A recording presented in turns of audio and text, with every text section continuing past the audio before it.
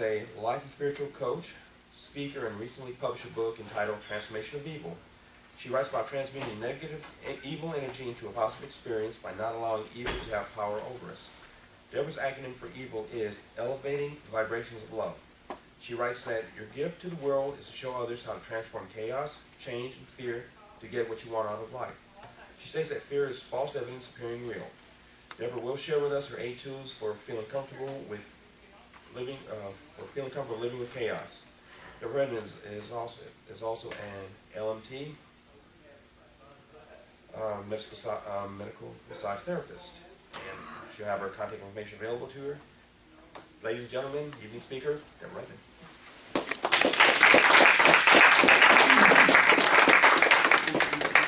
Thank you, Si. I am LMT, by the way, is licensed massage therapist. So, I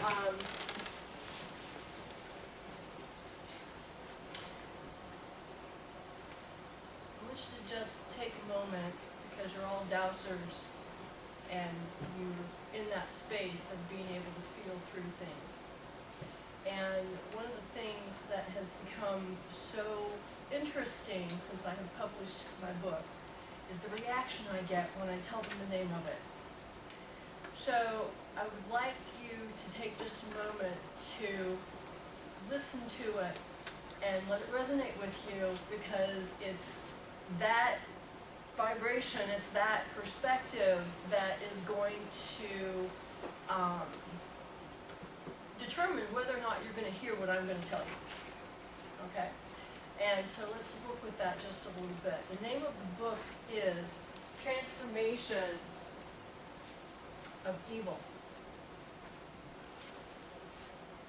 I'm going to give you just a minute with this one. Transformation of Evil.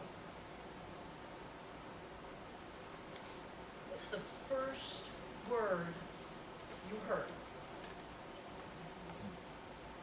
What's the first word you, not the first word in the book, the first word you actually heard? Evil. The first word most of you heard was evil. You didn't react to the transformation, you reacted to a word that in our society has a great deal of negative connotation. And that is one of the things that we want to dispel around the chaos that we encounter as we move through the next, let me see, how many years do we have left? 14 years of Pluto and Capricorn at the moment, right? For those of you who know your astrology and know that we're in the middle of a great deal of social and global chaos. So I want you to understand that tonight we're going to talk about something that has a traditional perspective. Evil is a vibration that makes us all want to crunch up and put our crosses up and say, no, no, no, I won't even look at it because it has that word. But it's something that does exist, and it exists at some point in every person's life in some way, shape, or form. And one of the things that I was led to this week that sort of reinforces that I was led back to Joseph Campbell. And Joseph Campbell writes in The Hero with 1,000 Faces, the hero's journey always begins with the call. One way or another, a guide must come to say, look, you're in Sleepyland. Wake up. Come on, you're coming on a trip. There's a whole aspect of your consciousness, your being, that's not been touched. So you're at home here. Well, you're not all there. So it begins.